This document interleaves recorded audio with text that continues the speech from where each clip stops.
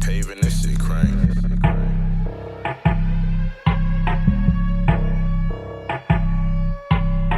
What's up, you guys? How you doing today? I know you guys are saying, "Who is this guy?" Well, his name happens to be Philip Adams, and he played pro football. And he killed 5 people, you guys, and then he turned the gun on himself. So this is a tragic story, and I'm gonna read the story, and it comes out of ESPN News, okay? And this happened on Wednesday, believe it or not. I'm talking about this Wednesday, on the 7th of April, okay, 2021. They said the brain of Philip Adams, former NFL player who killed 5 people, to be examined for CTE. And I think that's what happened because I've read multiple stories on this. And some things that I may say may not, well, you'll just see the picture. But anyway, this man, he's from Columbia, South Carolina, the brain of Philip Adams, the former NFL player who killed a South Carolina physician and 3 family members and a repairman before fatally shooting himself, you guys. They said his brain will be tested for degenerative disease that has affected a number of pro athletes and has been shown to cause violent mood swings and other cognitive disorders, according to the local coroner. And so, yeah, like people with football players, you have some basketball players, depending, any sport where there's like bodily contact. I think some wrestlers maybe. Um, Kickboxers, boxers, things of that nature.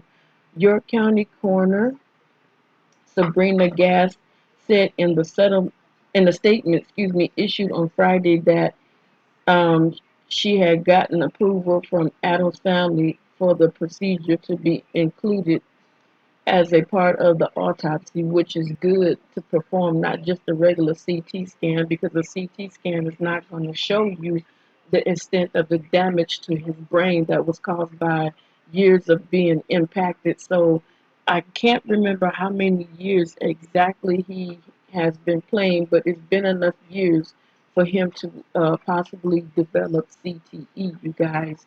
Um, and I'm grateful that the family has made that decision to check it out and see, which I'm sure no one just up and just started shooting people and then turned the gun on themselves. Like I said, Will Smith played a movie where he was a doctor and he was the one that came out with the understanding of the CTE, where he was taking, the football players that have expired, turned the guns on themselves, killed themselves, and he took a portion of their brain and, dissected it and, kind of checked it out and found out majority of those that passed away were did suffer from CTE. Let me see here. It says they're going to go ahead and approve the autopsy, which will be performed at the Medical University of South Carolina. The hospital will be working with Boston University, whose chronic traumatic encephalopathy, which is the CTE center, conducts research on the long-term effect of repetitive brain trauma in athletes and military personnel, according to its website. And I'm glad that they're doing this because it really needs to be done to find out if this is the cause of this man, going off. But his dad had made a statement to the news stating that his son had come back home, but he wasn't the same. He didn't look the same. He didn't act the same. So this will let you know that, all these athletes that are taking high impacts, to their heads and their bodies, we really need to be praying for them. We really need to pray that they find other methods, other suits, other helmets, and things of that nature that will take away a lot of the blow to these athletes' heads and bodies. According to police, Adams went to the home of Robert and Barbara Leslie on Wednesday and shot and killed them. Two of their grandchildren, 9-year-old Ada Leslie and 5-year-old Noah Leslie, and James Lewis, a 38-year-old air conditioning technician from Gaston, who was doing work there. He also shot Lewis, the colleague, 38 years old, Robert Shook of Cherryville, North Carolina, who was flown to a Charlotte hospital where he was in critical condition, fighting hard for his life, said a cousin, Heather Smith Thompson, and I guess that's her name. York County Sheriff Kevin Tolson said investigators hadn't figured out why Adams carried out the attack. Tolson said evidence left at the shooting scene led investigators to Adams as a suspect. He said they went to Adams' parents' home, evacuated them, and then tried to persuade Adams to come out. Eventually, they found him dead of a single gunshot wound to the head in a bedroom. See, that's what I'm saying. I believe he was suffering from CTE because that will be something that will cause you to turn like the other guys have turned to violence and killed themselves. A person briefed on the investigation who spoke to the Associated Press on the conditions of amnesty because he wasn't authorized to speak publicly said Robert Leslie had treated Adams. That's what they were saying, that he had treated Adams, who lived with his parents not far from the Leslie's home. Tolson would not confirm that Adams had been the doctor's patient. But see, when I was reading other stories, it said that he was a patient, and then they said that he was not a patient. So, we would never know until the paperwork comes out to confirm whether or not he was actually a patient. And that's the problem. People always say stuff, trying to get clout, get notoriety. And when you put lies out there, it just messes up everything and it just confuses the whole situation. So instead of believing the first thing that you hear, we have to sit back and be a little bit more patient, and the information will come to us that we need to have instead of everybody running to the internet at one time and spewing what they think is their truth. But then again, it'll turn around and be a lie.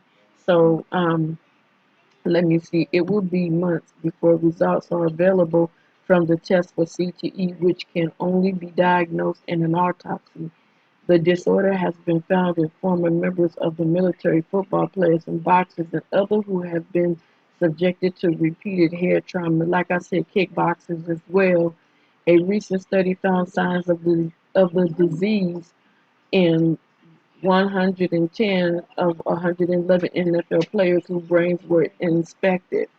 Several years ago, the league agreed to pay $1 billion to retired players who claimed it misled them about the dangers of playing football. And I think that I wish that they can come up with a cure or some kind of therapy or something after these people finish playing football. Don't just let them stop playing football and don't offer them any type of psychological evaluation after, because we can catch the onset stages of this and then we can avoid all these tragic situations that are taking place with these athletes. Adams, 32, played in 72 NFL games over 6 seasons for 6 teams.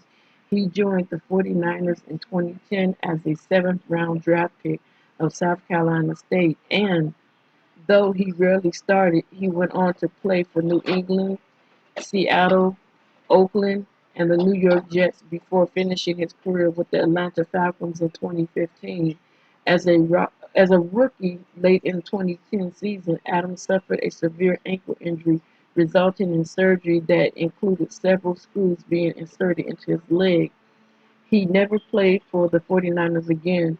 Released just before the 2011 season began. Later, with the Raiders, he had two concussions over 3 games in 2012. See, that's what I mean. From 2012 until now, they should have been doing some kind of mental evaluation or some psychological treatment for him so that they could kind of find out how it progresses. They could have avoided all this. So I definitely hold the NFL somewhat responsible too, because they have a job as well to check up on these players after they are no longer playing, because some of them suffer serious traumatic injuries. Whether he suffered long-lasting concussion related to injuries wasn't immediately clear. Adams wouldn't have been eligible for testing as part of a broad settlement between the league and its former players. over such injuries because he hadn't retired by 2014. It doesn't matter. If this man is busted in the head for any type of reason, or any player is hit in the head for any type of reason and have a concussion, it should automatically qualify them, because we can stop some of this stuff from happening.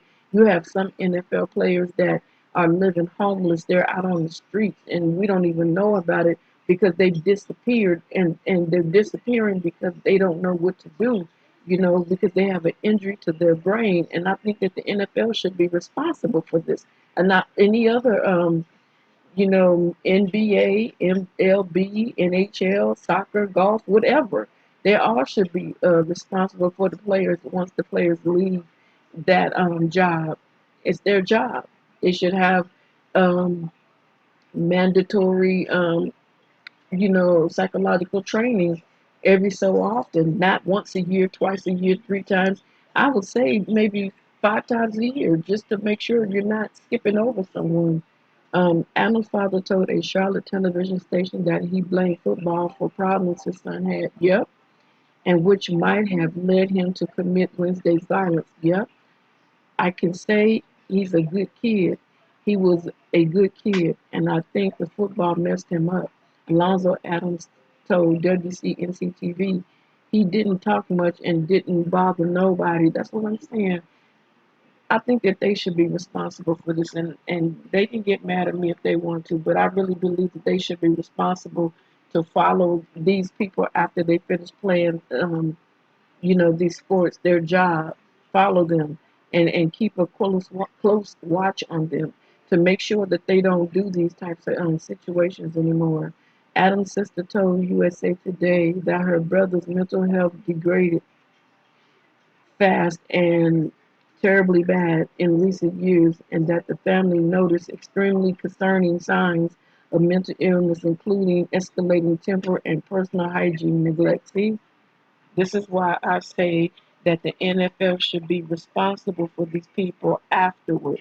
You're getting paid all this money and you're just letting them retire, giving them money and not, requiring them. If they want their money, even if they don't want their money, evaluate them still. They need to be evaluated, because if they're not, it could be more of these situations taking place because of, the trauma to the head. Okay, in a statement to McClatchy News, whatever it's called, McClatchy newspaper, Adams' parents and siblings sent their condolences to the Leslie Lewis and Shook family, saying the Phillips we know is not a man that is capable of the atrocities he committed on Wednesday. The relatives went on to say that they did not know if football played a role in the violence, but we do know there has been some catalyst. Okay, this is crazy. All this money. Gerald Dixon, a former NFL linebacker who retired in 2001, said that when he coached Adams in high school, the young player was a team leader, yet also mild-mannered and humble. Dixon added that he had spoken to Adams a few months ago and had noticed no signs of depression or other mental issues. Anytime I talked to him, he was always happy and just reminiscing about old things, he said. But see, you don't know. You're not a therapist, so how can you even open your mouth to say anything? You're not a therapist. This is the part that gets me. People are always making statements, and you have no psychological background or history. Just because it didn't happen to you, don't mean that it didn't happen to him. Maybe you caught him at times when his symptoms were not acting up. Come on now, Dixon. Come on now. Watch what you say and stop trying to be a kiss butt. Dixon acknowledged that the repeated hits to the head sustained in the game could have affected Adams, as they have negatively affected many of the other NFL players. Dixon has known who were later diagnosed. Okay, Dixon has known who were later diagnosed with CTE. Okay, that didn't make sense to me. You never know what's going on in a person's mind after they went through these concussions, Dixon said. Oh, now you want to backpedal. Agent Scott Castelline told the Associated Press that Adams did not participate in the physical and mental programs that are easily accessible for ex-players. Okay, we encourage him to explore all of his disability options, and he wouldn't do do it. Castleman said, noting that Adams' career was undercut by the 2010 ankle injury. I knew he was hurting and missing football, but he wouldn't trade. He wouldn't take health tips offered to him. He said he would, and he wouldn't be. Okay, now it seems like everybody's trying to cover their tracks and say that this guy wouldn't do it. Okay, and I don't believe it. I don't believe it. I think that they should definitely have taken more steps to help this man out. If he wouldn't do it, then, if he was suffering mental illness, all they had to do was get a diagnosis and put him on a hold, you know what I'm saying, and check him out. This is not an excuse. I don't care what anybody says. I think that even if they offered it to him, knowing that he took so many blows to the head, knowing that he had concussions, knowing what could have been the outcome, they should have still did their part and making sure, even sending some of his teammates that he liked to say, hey, let's just go here and check it out. You know what I'm saying? Even the family. So I'm not trying to throw it on the family. I'm just saying people just overlook stuff that is obvious and they chalk it up as nothing until something tragic happened and then they want to say shoulda, coulda, woulda. This is a horrible, horrible situation, you guys. And I'm not blaming the family and I'm not blaming, well, I'm kind of sort of blaming the NFL a little bit because I think they should have done a better job at and staying in contact. And if he didn't go, they should have provided services for him that will cause him, because of the concussion, they could have come out to his home and met with him, to evaluate him, And that dude, I think his name was Dickerson or something. I can't remember his name because he kind of frustrated me with his comment talking about, oh, he was always cheerful, he was always happy. Dixon, that doesn't make any sense to me. Anybody can put on the front. So you guys, I thank you for taking the time out to listen to my channel and the story. Until next video, you guys hit that like button, that post notification bell, and subscribe to my channel. And I'm sorry about the background noise. So until next time, you guys, you take care of yourself. And like I said, well, I said it earlier, but I don't think I was able to record it. Take the time and pay attention to your family members if they had any head injuries or any body injuries. You guys look out for your family. Don't just think because they're not saying anything. We're responsible. We are our brother's keepers. So you guys, please look out for your friends and families, okay? So that we don't have any more tragic situations. Until next story, you guys, you take care. Hit that like button, that post notification bell, and subscribe to the channel. Okay? Thank you very much. Bye.